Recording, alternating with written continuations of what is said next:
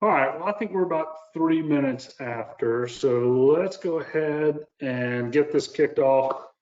Um, just as a kind of quick introduction, for those of you on the call that don't know me already, my name is Shawn Brown. I'm the president here at SnapTech IT.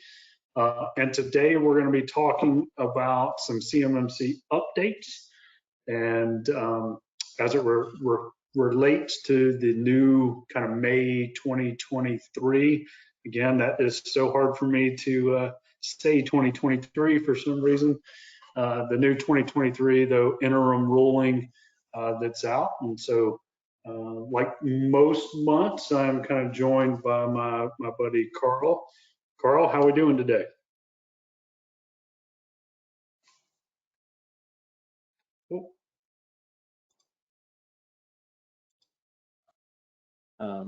I think you might have been muted. I got you covered though. Why don't you kick that off one more time? Sorry about that. Classic. You're on mute. Oh boy. I'm excited about the webinar today. I'm excited to talk about this and answer any questions that people may have. I am Karl Bickmore. I'm out of the Phoenix office of SnapTech IT, and I am the CEO of the organization. And so this couple of SnapTech guys just trying to share what we learned about the new CMMC updates and hopefully answer any questions people may have about it. Awesome. So yeah, just as a little housekeeping, we are recording this and we will have an opportunity at the end. So if you've got questions at the end, you can chat them there and we'll kick those out and get those answered to the best of our ability. All right, so Karl, to kind of kick us off here, you want to give us a kind of a quick update on the leadership changes that have kind of taken place around CMMC. I heard somebody new is in charge now. And so kind of who's handling that and, any idea of why that change was made? Oh, why is probably an even bigger question, but it's been a territorial dispute really since CMMC was announced. Originally, there was an accreditation body formed, and it was outside of the structure of the Department of Defense. I think the Department of Defense didn't like that particular approach or that plan. And so after a lot of going back and forth, we saw the CMMC 1.0 became the CMMC 2.0 last year as they simplified it and made it further. And then they announced that they'd be making further changes and announcements. And in fact, I believe they originally said that those would be coming in 24, but now we've seen it sooner, and now the clock's been put on it. But in the process, CMMC, as an accreditation process and the oversight and management of it, now falls directly under the Department of Defense CIO, and that's responsible for the program. And the Department of Defense CIO has squarely located it under their cybersecurity program, and the whole idea there is, to maximize how it integrates with every other compliance standard that they have. All along CMMC, as it's been getting refined, has led more and more to existing standards and existing organizations for oversight and governance. As we saw, that the vast majority of us are going to be looking at the level one, the vast majority of the downstream subcontractors that we tend to work with a lot in IT are going to be looking at level one, which is kind of a basic hygiene, some fundamental controls. And then to level two, which is basically the same NIST standard of the 110 controls that have been around for a long time. And so it's kind of falling in line with existing programs. I think the good news of this, I think our take on this is that the Department of Defense and the CIO and their cybersecurity section of their department is probably better in the grand scheme of things because of the integrations and because of their wealth of knowledge in this area as it relates to federal government. And so it's basically now extending it into subcontractors in a new novel way that I think is going to be to a benefit of everyone. And so there's a new regime and control, and that's led to some of these other rulings that are coming out that we're about to talk about. Excellent. Excellent. Thanks for that. All right. Well, let's move on to our next question, which are our next kind of topic here, if you will. So tell us about the request for the interim rule by May 2023 and what is kind of expected to happen with contracts by that date. Because I know that's a big question that a lot of people have is, all right, so what's going to happen with my contracts as things start rolling around? Well, I could tell you, as you know, the last year, as we've been talking to organizations trying to figure out their CMMC journey and trying to figure out what they need to do and when they need to be prepared by it, I have talked to many small business owner that's like, oh, I don't know if this is really going to happen. They've actually said, I'll wait till they make me do this, and I'll just see what really happens with it. I think, you know, one of the things we can take out of this next round is that the action has now kind of got a date set to when it's going to go into force. And this is when we'll start seeing some of the teeth part of the CMMC part working. I think it's important to remember that this isn't even fundamentally new controls. You know, the NIST 800-171 controls for subcontractors, that's been lost since like 2016. It just hasn't been done, right? So now they created this accreditation and they created this group of auditors to go out there and do it. And now it's going to be in contracts, right? And so a key thing is by May 2023, so that's less than a year now, the interim rule will go into effect and the CMMC will be enacted at the date of that rule. That will also mean it will begin showing up in contracts only a couple months after that in July of 23. And by the time it's in contracts, then it becomes a requirement to be audited and accredited to the minimum level required for your organization to join that contract. And so this is where, in my opinion, the rubber finally hits the road. And now I feel like we see a real date for that, when a lot of folks are going to need to be ready or well in progress with a really good story to tell about what they're enacting over time. And so the key thing is it's now down to less than a year. And that's an important point to bring up. Yeah, so speaking of timing, and how timely is this slide? Timing is everything, right? So timing of the requirement is significant, you know, kind of when you're thinking about securing your CMMC certification. So I know a lot of subcontractors that we kind of talk to are always asking, well, you know, how long is this really going to take for me to get prepared and implement some of this basic hygiene that, you know, I've now got to do? Yeah, well, it's how long and at what cost, right? And I think, you know, as we've been working with folks on shoring up their house and finding ways to have the right policies and procedures and controls to really round this out so they're prepared for the CMMC audits, this has taken most organizations, and we're talking small organizations that are, in my opinion, typically more nimble than larger organizations, their ability to actually enact change. We're seeing it take, you know, 2 to 3 years to meaningfully get to all of the controls necessary. A lot of folks are in some way linking themselves to controlled unclassified information through their prime subcontractors they work with. And because of that, they're finding themselves needing to do all of the NIST controls of the CMMC level 2, which is 110. And, you know, I think sometimes people don't think about what it takes to get this. I mean, first, you need to get an assessment. You need to have a Department of Defense score, register at the SPURS. You need to have a policy and a plan of action and milestones in place. And then that plan of action milestones, you need to pace it out at a level that your business can handle the cash outlay. Because there's going to be significant IT expenses and significant policy changes that need to be enacted. And it'd be great if we could just, even if we had all the money in the world, if we could just throw a switch, throw tons of money, and suddenly it's in effect. But the reality of it is it takes time. There's audits to happen, reports to be given, action items to be decided upon, and then lining up the work all the time when it's harder than ever to find people. And it's expected that the auditors will be very thin as well. And there's only a handful of auditors for this, and thousands of companies that are going to need audits. And so it's a really interesting problem, but nonetheless, they're moving forward. And so I think it's important that you recognize that if you feel like you want to be prepared for the interim control and you want to be ready and fully in your CMMC journey, the time to take action may have already passed, unfortunately. But hopefully, if you're showing good due diligence and you're getting the audits done and building the policies, maybe you can help get yourself to a place where you can build it over time still and still participate in contracts with requirements. It's still kind of yet to be seen how they're going to handle that, but many of them are going to probably allow you to do this if you have a good plan of action milestones and you can show that you're meeting them. Yeah, because I mean, in some of those controls, you got to be able to prove evidence of historical, action. And Yeah, they so, just take time to even get the audit to say you've done it. That's right. that's exactly right. And so some of these things you got to have in place and have historical evidence that you've been doing this. It's not good enough just to say, yeah, I've got a policy in place and here's my policy. It's prove to me that you've also been doing this the way that your policy states. I think a lot of folks that we work with that are in the manufacturing sector, and they're just great customers. We love working with them.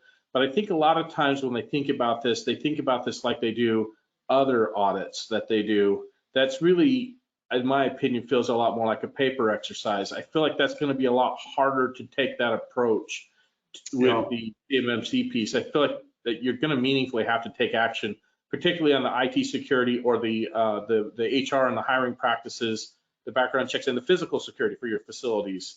There's a few things that really need to be in line in order for you to make that claim.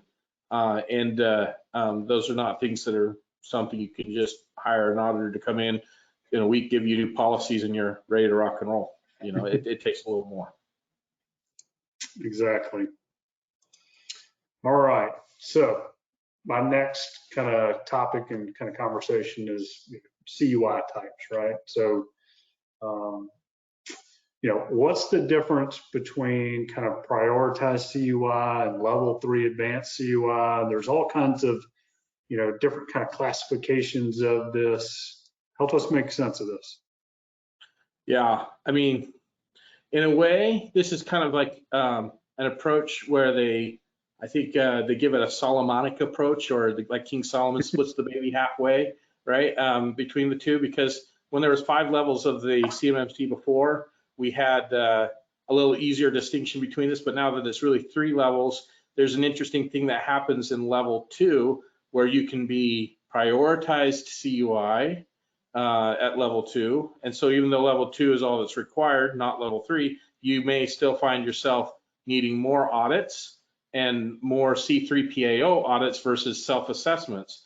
Then when you get to level 3 or with advanced CUI, you could find yourself, you're going to be needing the annual audit from the C3PAO. Self-assessment will not be acceptable for that type of organization.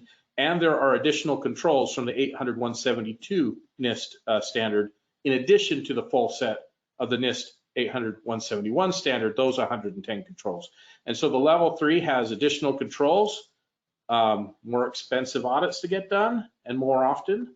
Well, maybe not more often, but more expensive. And prioritized CUI is going to be treated very similarly, although it can be done at level 2. And so you don't have those additional controls, but you need to still get formal third-party audits by C3PO versus assessment, self-assessment. Folks that are level 2 that do not have the distinction of prioritized CUI can do self-assessment for audits, for which they can still be held responsible for. So it's not like you can just write it down on paper that you did it and then you're free and clear. There are false claim acts, things that can come down on you. There have been fines levied for that, but the major point is that for a lot of folks in level 2, in the new version of level 2, if you're not prioritized CUI, you just have standard or non-prioritized CUI, and you're not level 3, now you can use a consultant to help you gain the expertise to do a self-assessment, or perhaps have that expertise in-house, and you can probably have less expense on the auditing portion. That being said, the cost of what it takes to meet the controls doesn't really change. That's just IT or HR costs, consulting costs, policy costs. But that's the kind of the big difference between the prioritized CUI, level 3 CUI, and the types of assessments that are required. There's a self-assessment, there's a formal C3PAO assessment, and some level 2 will be required if they have prioritized CUI, and all of the level 3 will be required to do that. All right, so I got a curveball for you. How does a subcontractor know? Yeah, good question. So it's like, hey, am I prioritized? I think a lot of folks, when I've talked to them, have known that they need to do level 2 versus level 1. But the reality of it is you're generally going to need to ask your prime subcontractor or the source, the federal department that is the source of your CUI, and they're going to declare whether you're prioritized or not. And to be perfectly frank, I'm expecting that prioritized stuff is going to be somewhat obvious. It might not just be, for instance, drawings of a part of some aeroplane, but maybe of a very sensitive top secret aeroplane, or some radio that goes into it, or some other thing. So it really depends on what area you're supporting the federal government in, and whether it would be prioritized or not.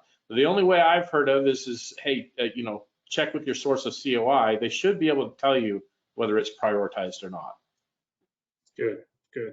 That was not one of our kind of things, but it just kind of felt like the right question to be asking right there, right? Okay. Yeah, right. So good job. All right. Critical steps, right? How are you doing?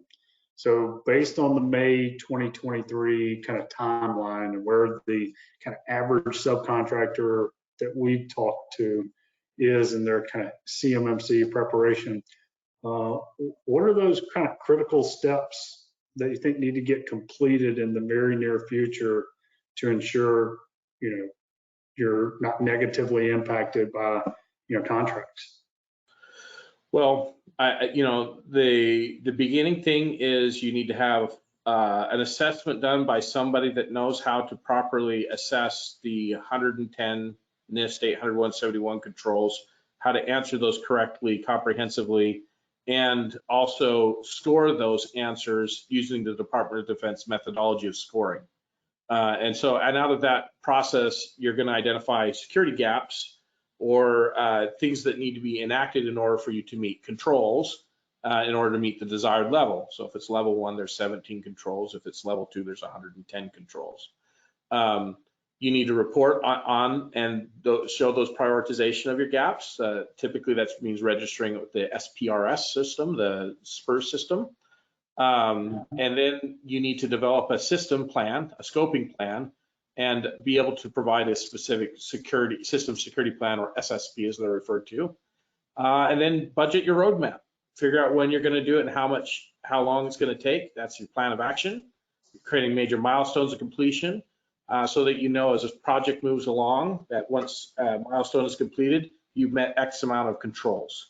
And so understanding the controls you got to get after, and then how that translates into real world systems. It could be, authentication things that need to be put in place. It could be physical security things. It could be hiring practices updated to reflect background checks of certain types. It could be any number of controls that you're going to have to work on. That's kind of the major things: is get your assessment done, prioritize it, get your system security plan, your score, get it submitted if you haven't already, or update your submission when you get new assessments, and put a roadmap out there of the various plans you want to go and the budget towards it, and begin the execution process. And in the future, if you can self-assess and your assessment has been done in a good way, you can simply submit your self-assessment if you're a level 1 or a level 2 non-prioritized. If you're prioritized or a level 3, then you need to locate a C3PO organization at some point and have them come and do a paid assessment for you in order to get it done by a valid authorized auditor. Got it. I know one of the questions that we've gotten in the past is, why do I need to do the assessment? Why don't I just go straight to my audit?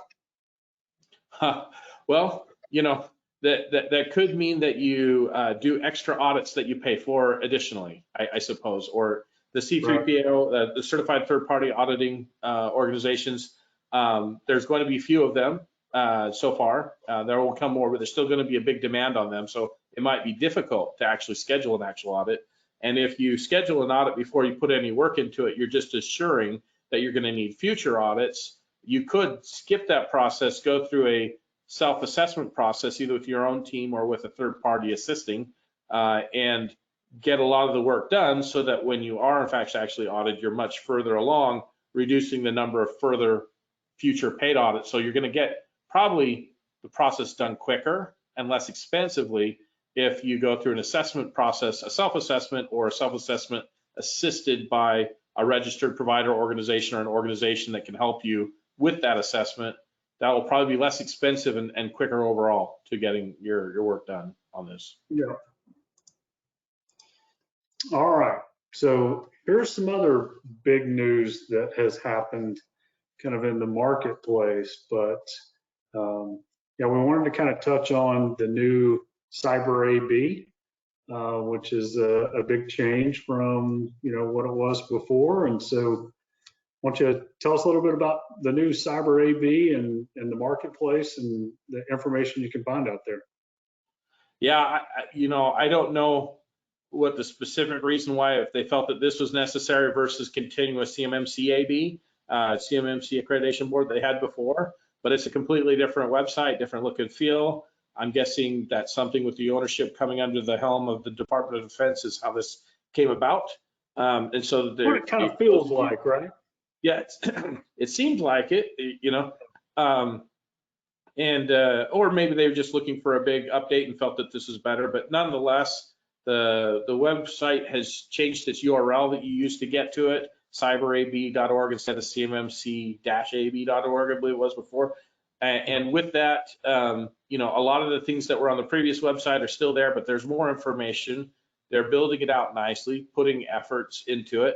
And this is a place where you can go and get all sorts of information about how to properly assess and how to go about the process and what to expect, who's involved. And that's where you can also find a listing of the C3PAO organizations and also registered provider organizations that have been approved by the CMMC accreditation board as organizations with the proper training and knowledge on how to help customers with this process. Got it. Got it. All right. So, all right. Final thoughts on how we get prepared and ready for this kind of May 2023 interim ruling? Well, now that we know that it's coming up sooner than later, it seemed like for a while there it might not going to be really taking any action until 24, but it looks like now it's in 23. And so I encourage you, if you haven't begun your journey, to start asking the questions on how you can get there. I would give one quick caveat. There's a lot of this is IT focused, and so you might want to work with a registered provider organization, an RPO. You know, and shamelessly, SnapTech IT happens to be one. But you know, any of them should be qualified to do that work with you. And those are IT organizations that specifically understand how to help through this journey. You might want to get involved with one sooner than later to help you through this process, because it's not something that can be done quickly and overnight. And you may want to spread out the costs as much as possible rather than having it all at once. And so that's the timing of the essence piece of this, is it looks like it's coming a little sooner than later. You know, it's time to really think about your customers that will require this and make sure you're communicating with them and understanding what level of CMMC accreditation they're going to require of you. Because ultimately where this hits the road for the subcontractor organization is which customers will still do business with them, which contracts can they participate in, and that's really where this, I think, you know, hits the business at the heart. Is will you be able to retain those customers? So be in contact with them, make sure you understand their expectations, and make sure they understand the level that they're asking you to go for, and then start to get proactive about it. If you need to know more, educate yourself more. We have a resource section on our website that you can find out, or go to the Cyber AB website we referred to earlier, and begin asking questions and begin putting together the resources necessary. This is not going to be a minor journey for you. In the grand scheme of things, I'm very hopeful and optimistic that this will in fact actually reduce the risk of our nation. It will in fact actually make it harder for foreign entities to put forward meaningful cyber attacks that are affecting our infrastructure. And so in the grand scheme of things, the principle and the reason why I agree with. I may not always agree with the methodology and the cost and the burden put on small businesses, but ultimately this is coming, it's here. And soon it will be enacted, and so you might be wise to be proactive to get after it. Yeah, excellent, good information. just a reminder, if you have any questions, feel free to just enter those into the questions section there and go to webinar, and we'll try to answer those questions the best we can. So I'll wait for a couple of minutes here in case anybody has got any kind of questions that come in. I like that our marketing team is fancy and uses pictures of our own team there. That's Todd out of our Phoenix office there in the picture. So that's right. Our stock photography is really our people. I love that. All right, so I got one for you. What are considered high priority security gaps when preparing for CMMC certification? Well, look, I think that there's the basic hygiene pieces, that 17 that's in level 1, that if you're not doing those, you probably in general as a business are at way more risk than you think. This is things around authentication, controlling usernames, password, and access, and making sure people can't get access to your network, and also how you configure your firewalls and your backups, how you encrypt data, also how you educate your end users. Or do you have a plan of meaningfully teaching them how to avoid cybersecurity mistakes and accidentally letting somebody into your network? It's about using multi-factor authentication. There's some pretty significant basic ones that I think is kind of a good place to look first. And so if you have nothing going, you might want to go level 1 first. It's quicker, it's easier, it's more impactful in some ways, and then get after the rest. But nonetheless, it's hard to say which ones are high priority more than another, but anything that makes it a lot easier for a hacker to get into your network and distribute ransomware or to pull files off your network without you knowing it. I mean, I think things like SIM systems, security information event monitoring SIM systems, and log management, managed detect and response, MDR applications, those are high priority things to be able to meaningfully protect yourself. And then things around threat detection and threat intelligence, those are very high priority things that if you're not doing some of those basic fundamentals, whether you're in the defense industrial base or not, any business out there, you are probably at a higher risk than you might think, or you probably already have had attacks and are looking at, potentially lining up for the next one, because we see those kind of things all the time with folks that aren't doing the basics or the high priority things. I would say the good news is many of the high priority things are a little easier to get after. They're not the hardest of them. They're just the basics that need to be done in any business. All right, I got one more for you. Does SnapTech IT help with development and submission of documentation for certification? Yeah, I mean, look, SnapTech IT ultimately we're founded as an IT provider, a managed IT provider, and early on in a company history, we had some clients that are manufacturers that were working within the defense industrial base. A lot of them aerospace focused, but we've seen others as well.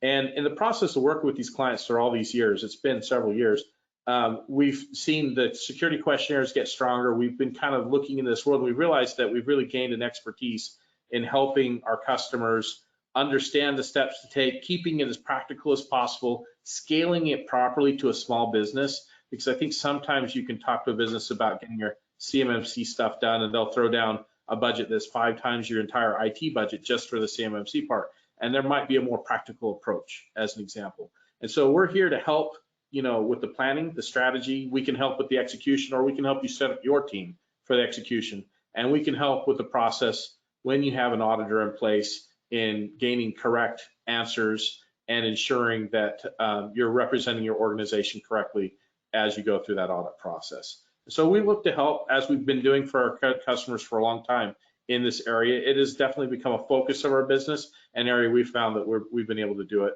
And we're also, as I mentioned before, a registered provider organization, which makes us vetted. And if your current IT team is not vetted in that way, you might have issues or problems with getting correct answers put together for audits or assessments. Yeah. We've also been doing our own third-party audits on ourselves now since like 2014. So we're used to every year auditing. We've been doing this for ourselves. That's right. Security controls and things like that. So Yeah. All right, well, I don't see any other questions. So I'll just kind of tee this up. We like doing these webinars, and we like educating, our customers and just the community in general. And so our next webinar that we're going to do, mark your calendars, it's going to be August 17th at 2 p.m. And we're going to have some experts come in and kind of partner with us on this and talk about cyber insurance, because boy, have we seen a lot of changes happening with insurance. Premiums are going up. This one's going to be kind of interesting because the company that we're kind of partnering with and going to do this webinar with, their whole goal is to help understand how to reduce your cyber insurance premiums by implementing better security controls in your environment. So be on the lookout for that. That one's going to be a really great kind of informational webinar, again, on cyber insurance, because we are seeing a tremendous amount of change in the premiums, like I said, and then just in the questionnaires that we're now getting for us. And in fact, I just had to do, ours for our cyber insurance policy a couple of weeks ago. So they definitely are getting a lot more sophisticated and kind of, they want more and more detailed information on kind of what you're doing to protect your organization. So yeah, they're sick of being responsible for paying for ransom events that happen, and that's right. And rightly so. They've well, I don't know if rightly so, but they have responded to the demand by raising the qualifications and the cost. Maybe this is the one silver lining as it relates to CMMC, in that you could get a benefit by having a reduction in cyber insurance as you get more of your CMMC controls met and have audible proof that you're doing them. That will be helpful. It's not going to, solve the problem of all your expenses, but at least that one could be less if you have a competent organization helping you get the right cyber insurance and being able to demonstrate your controls to reduce your cost. That's right. Well, Karl, thank you very much. That's kind of all the time we have today. But, like Karl mentioned earlier, we've got a great resource center with all kinds of educational kind of content and information out there for you. And then if you have any additional questions, if you're like me and the moment we get off of this and you think of a question that you wished you would have asked, feel free to give us a call or shoot us an email or contact us in a number of different ways, and we'll get your questions answered. So I guess that's it for today. Hope everybody has a great rest of your day and rest of your week. And Karl, I'll see you again soon. Take care, everybody. All right.